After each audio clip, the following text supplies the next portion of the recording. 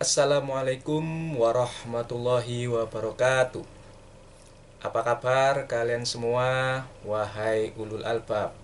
Semoga kalian semua dalam keadaan sehat walafiat, dimudahkan rizkinya oleh Allah Subhanahu wa Ta'ala, dan semoga kalian semua dalam lindungan dan rahmat Allah Subhanahu wa Ta'ala. Amin ya Rabbal 'Alamin. Oke, Mas Bro, Mbak Sis, rekomendasi buku kali ini masih mengenai kisah Nabi Adam yang agak lain, dan kemungkinan ini buku saya yang terakhir yang saya miliki mengenai kisah Nabi Adam yang agak lain.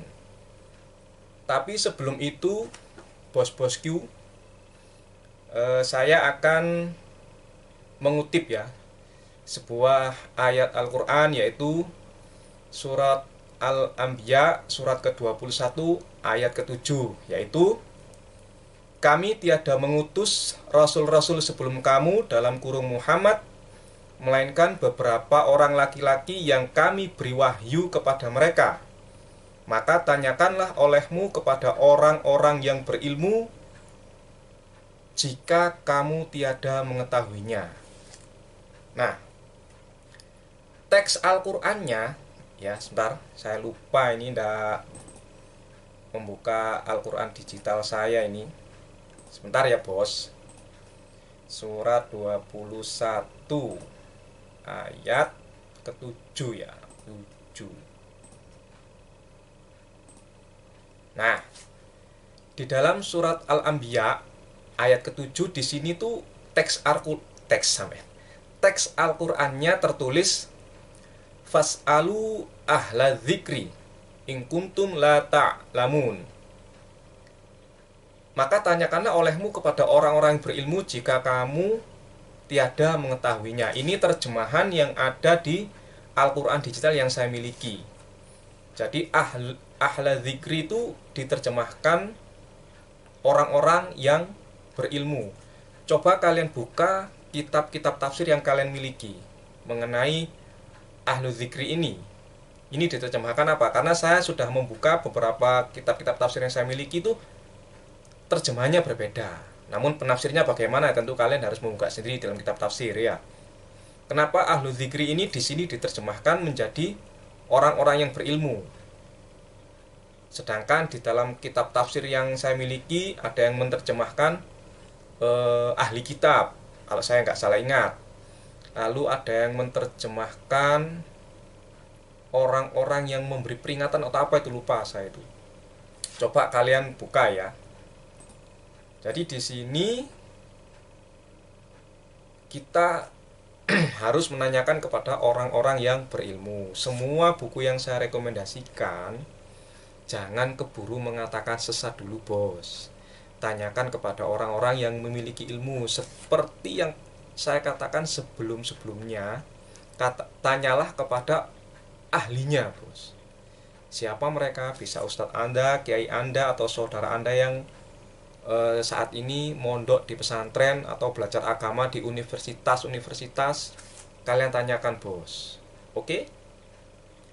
Lalu ayat Al-Quran kedua yang saya kutip ini ya, saya ambil yang ini aja. Allah akan meninggikan orang-orang yang beriman di antaramu dan orang-orang yang diberi ilmu pengetahuan beberapa derajat.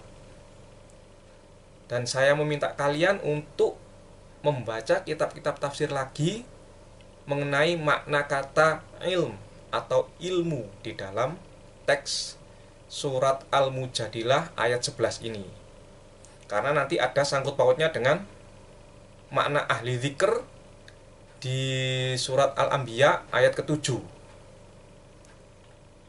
Lalu saya mengutip sabda Rasulullah, yaitu Rasulullah SAW bersabda, menuntut ilmu wajib atas tiap muslim, dalam kurung baik muslimin maupun muslimah.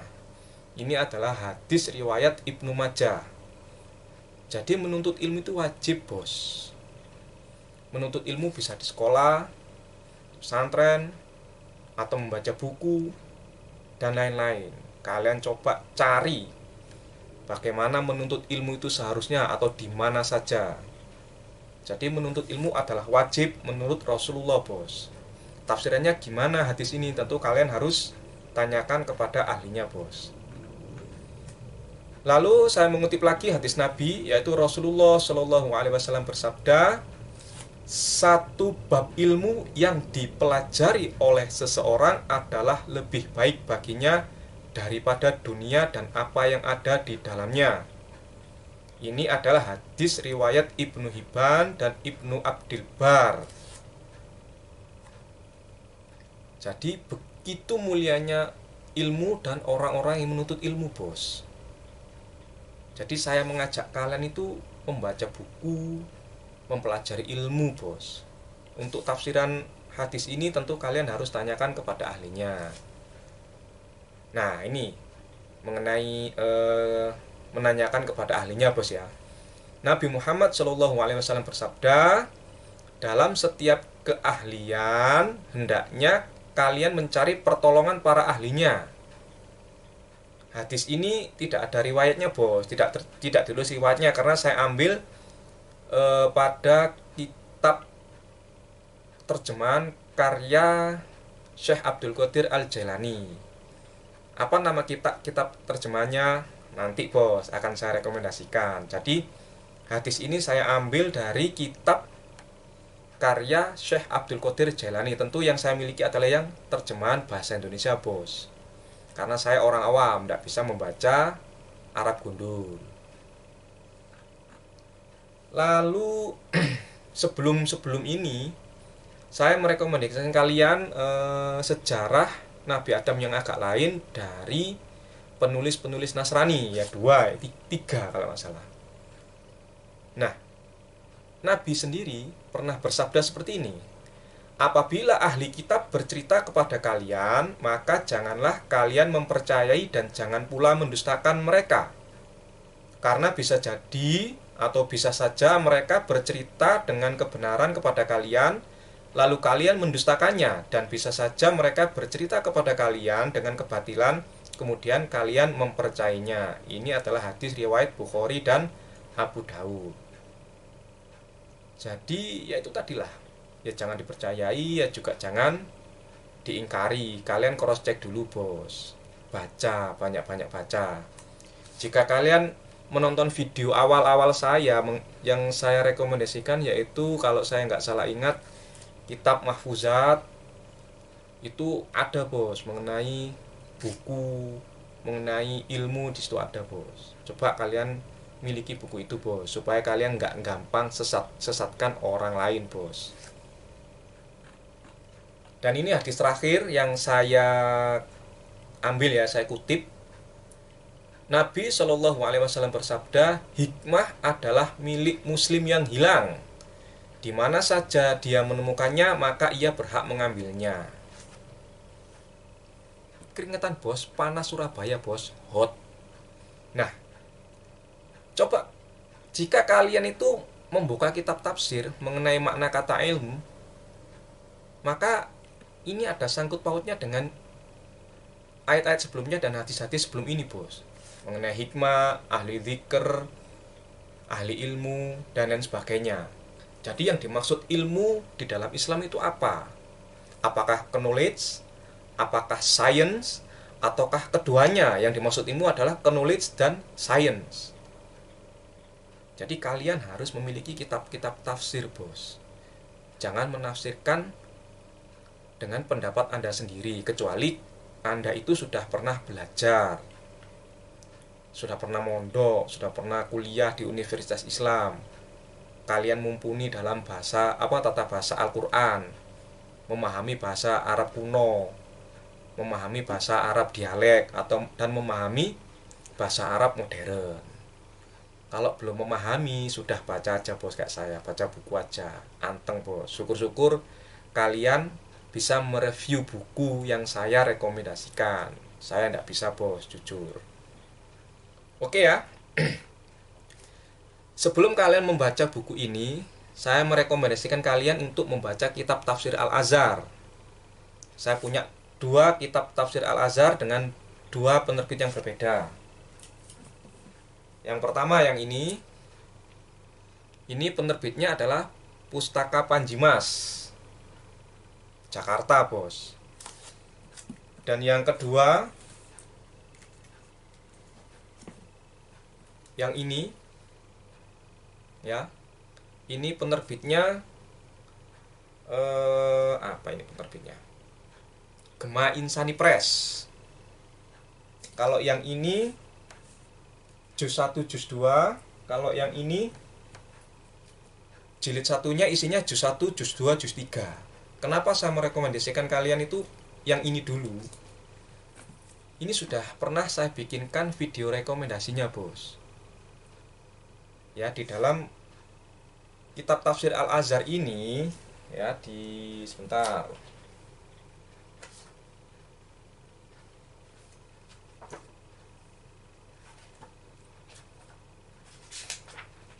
Nah, dalam menafsirkan surat Al-Baqarah ayat berapa itu? 30 sampai 33 mengenai khalifah Adam. Di sini tertulis bahwa 4000 tahun sebelum Adam sudah ada Adam yang lain. Jadi Profesor Hamka ini menuliskan bahwa 40.000 tahun sebelum Adam sudah ada Adam yang lain. Tentu penafsirannya tidak mandek di sini saja, Bos. Penafsirnya panjang, kalian baca sendiri. Kalian harus memiliki kitab ini, Bos. Kitab tafsir ini. Dua ini, terserah mau yang penerbitan yang mana, terserah. Oke?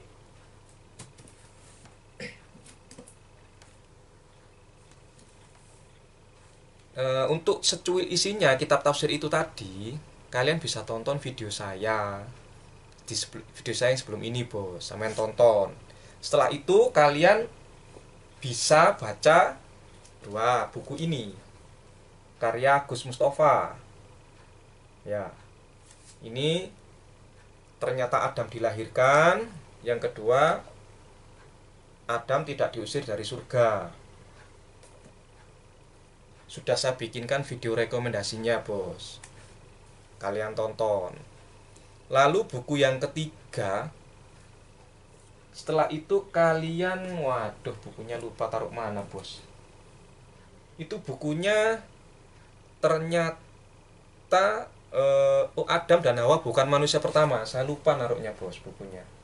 Tadi sudah saya cari, tidak ketemu ya, Bos. Taruh mana ya?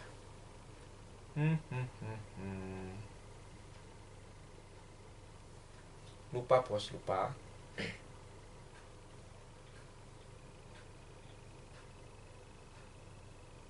Lupa, Bos, taruhnya. Itu, setelah itu kalian baca buku yang telah saya rekomendasikan, yaitu ternyata Adam alaihissalam lahir melalui proses evolusi. Ini, Bos. Ini karya Profesor Dr. Nasruddin Baidan dan Dr. Erwati Aziz MAG, Bos. Ya, profesor dan doktor yang nulis, Bos. Jangan susu bilang sesat-sesat dulu, Bos. Jangan susu, jangan keburu woles. Lalu setelah ini baru kalian bisa membaca buku ini. Ya. Ini karya Nasrani, Bos. Judulnya Perempuan Sumber Dosa. Penulisnya adalah Dr. Penka Yasua. Sampai tonton video saya, Bos. Di sini ada kisah Lilith. Lalu sampean bisa ini. Setelah itu baca buku ini. Myths and Legends of All Nations. Sudah saya bikinkan video rekomendasinya. Ini juga ada kisah Lilith. Nah, istri pertama Adam. Saya punya satu lagi, setelah ini mungkin saya rekomendasikan setelah video ini mengenai Lilith. Jadi saya punya 3 buku, 3 literatur mengenai kisah Lilith, istri pertama Nabi Adam. Itu tertulis, Bos, di buku. Tidak main-main. Oke. Lalu setelah itu kisah nyata manusia purba. Nah ini Bahtera Kitab Taurat. Ini juga karya Nasrani, bos. Ini karya Edi Zakaria. Setelah itu baru kalian baca ini, bos. Karya Mukti Ali. Video sebelum ini, dimana di buku ini ada tertulis bahwa surga turunnya Nabi Adam itu di Skandinavia. Nah, setelah itu baru baca buku ini, bos. Ini judulnya Nabi apa ini? Nabi Adam dan Peradaban Nusantara. Nabi Adam dan Peradaban Nusantara. Nah, jika di sini pendapatnya itu Nabi Adam itu di Skandinavia, kalau ini di Nusantara loh. Jika kalian banyak-banyak baca buku, maka kalian akan memahami akan banyak sekali pendapat-pendapat mengenai surganya Nabi Adam, bos. Jadi kalau ada video yang membahas tentang surganya Nabi Adam, kalian lihat sumber literaturnya. Ya, sumber-sumber ilmiahnya itu dari mana? Harus jelas, bos. Oke. Ini penulisnya Yusef Rafiki, penerbitnya Zahira, Kota Jakarta, tahun 2013, bulan September, cetakan pertama. Dengan nomor ISBN 978-602-1258286, jumlah halamannya 298.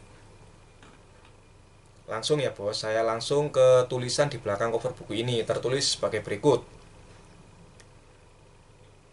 Oh, ini di cover depan, bos. Lupa, ini di cover depan ini. Ini, bos. Nah, ada tertulis di bawah sendiri itu yang warna putih, tulisan warna putih. Itu tertulis Adam pernah membuat imperium besar di Nusantara. Tulisan kedua, Adam bukan manusia pertama. Tulisan yang ketiga, Adam manusia yang lebih cerdas sebelum Adam. Jika kalian tidak dengar suara saya ya, kalian bisa beli buku ini, bos. Ini saya ingat belinya di mana, yaitu di toko buku Petra Togamas, Pucang, Surabaya, bos. Lalu yang tertulis di belakang cover buku ini yaitu kita semua sepakat dan yakin bahwa Nabi Adam diciptakan oleh Allah Subhanahu wa taala. Pertanyaannya, bagaimana Adam diciptakan? Apakah Adam diturunkan dari langit atau dilahirkan sebagaimana manusia biasa? Jika dilahirkan, di mana ia dilahirkan? Kapan dan bagaimana prosesnya? Berdasarkan bukti-bukti sains dan ayat-ayat Al-Quran, penulis buku ini membuat beberapa kesimpulan mencengangkan bahwa Adam bukanlah manusia pertama yang diciptakan Allah. Ada manusia yang lebih cerdas sebelum Adam. Penulis juga menelusuri jejak Adam dalam rentang panjang peradaban Nusantara. Lebih jauh, penulis meyakini bahwa bani dalam kurung spesies Adam akan musnah dari bumi. Pasalnya, spesies Adam yang hampir mencapai 5 miliar ini kini berada di ambang kehancurannya. Kerusakannya yang diakibatkan spesies ini sudah sangat kentara di depan mata. Kerusakan moral, perang nuklir, global warming, dan kerusakan dahsyat lain yang dibuat spesies Adam. Ketika spesies Adam, anak cucu kita sudah musnah, maka lahirlah spesies pengganti, khalifah baru yang menggantikan pendahulunya. Saat itu kita sudah menjadi tulang belulang, itu akan juga digali dan ditemukan oleh khalifah selanjutnya. entah spesies apa dan bagaimana. Kita pun dianggap makhluk purbakala oleh khalifah yang akan datang. Tafsir bercorak saintifik seperti ini perlu lebih diperbanyak lagi melalui pendekatan holistik dan metodologis. Ini yang ditulis oleh Dr. Andes Kiai Haji Ayat Dimyati MAG. Beliau adalah Ketua MUI Jawa Barat. Pada saat buku ini ditulis bos, 2000 berapa tadi? 13 ya kalau nggak salah ingat. Ya, 2013. Lalu masih ada tulisan yang terakhir, yaitu membaca buku ini bagaikan diantarkan pada ruang hampa yang kemudian diisi dengan udara segar. Banyak kejutan yang tak terduga namun nampak logis. Kadang-kadang kita dibuat pengap dengan kenyataan yang sebelumnya tak tergoyahkan, lalu dibongkar hingga ke akar-akarnya. Ini yang ditulis oleh Dr. Didang Setiawan MPD. Beliau adalah Master Trainer LPMP Jakarta. Jadi itu ada dua pendapat, ada dua tulisan di belakang cover buku ini, yaitu ditulis oleh Dr. Andes Kiai Haji Ayat Dimyati MAG, beliau adalah Ketua MUI Jawa Barat. Lalu Dr. Didang Setiawan MPD. Nah ini Ketua MUI Jawa Barat aja nulis loh bos. Beliau juga tidak menyesatkan loh bos. Nah kok kalian itu dengan entengnya bilang buku-buku yang di luar pemahaman kalian tuh buku sesat lah, buku aneh lah, dan lain sebagainya. Nah kalian itu yang ngomong gitu sudah baca belum? Sudah mencari tahu belum? Itu bos. Lalu kita langsung ke isi bos ya. Seperti biasa saya kutipannya secuil-secuil aja bos. Yang pertama, isi yang pertama yang saya kutip, spesies Adam punya keistimewaan. Adam adalah spesies tersendiri. Spesies Adam. Ini sejalan dengan yang ada di buku ini bos. Sudah saya bikinkan rekomendasinya. Kalau saya tidak salah ingat bahwa spesies Adam ini berevolusi dari spesies khusus. Di buku ini, spesies Adam itu punya keistimewaan, yaitu Adam adalah spesies tersendiri, yaitu spesies Adam. Jadi kalian harus baca buku-buku yang saya rekomendasikan tadi bos. Kutipan nomor 2, Adam ternyata dilahirkan yang tentu saja berasal dari pembuahan yang dengan demikian Adam bukanlah manusia pertama. Bukan saya yang ngomong bos, ini tertulis di dalam buku ini. Untuk penjelasan lebih lengkapnya tentu kalian baca sendiri buku ini bos. Kalian beli, kalian dapatkan buku ini bos. Kutipan nomor 3 ya, saya agak cepat bos. Kata Adam bisa berarti al-sumrah atau warna kulit sawo matang, sebagaimana Ibnu Abbas dan Ad-Dohak memaknai demikian. Untuk memahami kata Adam, kalian buka kitab tafsir, kalian tanyakan ahlinya, kalian buka kamus bahasa Arab, kalau bisa bahasa Arab kuno, yaitu bahasa Arab Al-Quran, mengenai makna kata Adam. Di sini tertulis kata Adam itu bisa berarti al-sumrah, yang artinya adalah warna kulit sawo matang. Gitu bos. Jadi Adam itu warna kulitnya itu sawo matang bos. Kalau menurut buku ini bos ya.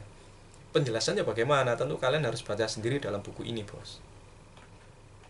Kutipan keempat, spesies Adam sudah dianugerahi akal atau intelek untuk berpikir.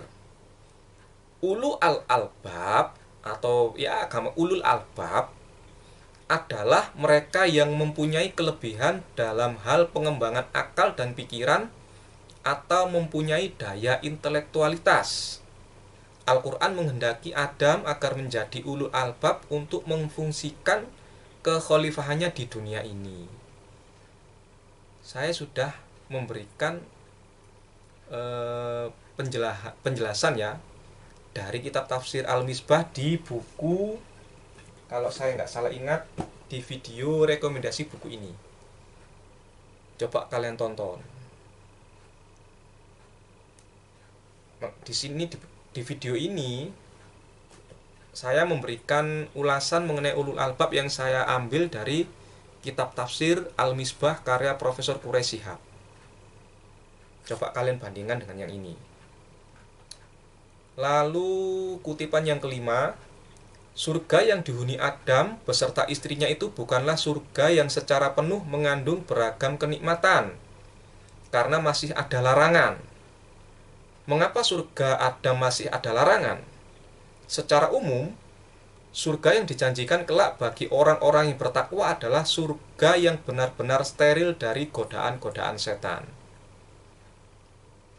Jadi ada perbedaan antara surganya Adam ketika diturunkan dan surga kita kelak setelah kiamat, bos. Surga setelah kiamat itu steril, tidak ada godaan apapun menurut buku ini. Sedangkan surganya Nabi Adam itu masih ada godaan iblis, godaan setan. Untuk penjelasan lengkapnya gimana, tentu kalian harus baca sendiri dalam buku ini, bos. Saya tidak memiliki kapasitas ilmu untuk menjelaskannya karena saya adalah orang awam. Saya hanya bisa merekomendasikan kalian buku yang insya Allah bermanfaat bagi kalian, bos. Kutipan yang terakhir. Nah, yang terakhir, bos ya. Di dalam buku ini ada tertulis, Indonesia adalah lokasi Eden yang sesungguhnya. Di video sebelumnya, yaitu di video mengenai buku ini, surga tempat turunnya Nabi Adam itu di Skandinavia. Kalau ini di Indonesia. Tentu kedua buku itu menjelaskan, bos, kenapa ada tertulis seperti itu. Penjelasannya gimana? Kalian harus baca sendiri buku itu, bos. Jangan keburu bilang aneh, jangan keburu bilang sesat. Baca dulu, bos, baca. Oke, itu tadi mengenai rekomendasi buku ini, bos ya. Kalian dapatkan buku ini di toko-toko buku terdekat rumah kalian, atau kalian bisa langsung menghubungi penerbitnya. Sudah saya sebutkan penerbitnya tadi, yaitu Zahira, ya kan? Ya, Zahira, kalian googling lah alamannya di mana, pasti ada nomor teleponnya. Kalau di penerbitnya nggak ada, di toko buku nggak ada, coba kalian cari di online shop, bos. Kalau online shop nggak ada, coba kalian pergi ke perpustakaan dekat rumah kalian, kalian pinjem. Kalau semuanya nggak ada, ya wis, tinggal nonton SpongeBob, bos. Tinggal nonton film aja. Semoga manfaat, bos ya. Sekali lagi, banyakin baca, bos. Banyakin baca. Jangan kesusu menyesatkan orang lain. Oke, bos. Semoga manfaat. Wassalamualaikum warahmatullahi wabarakatuh.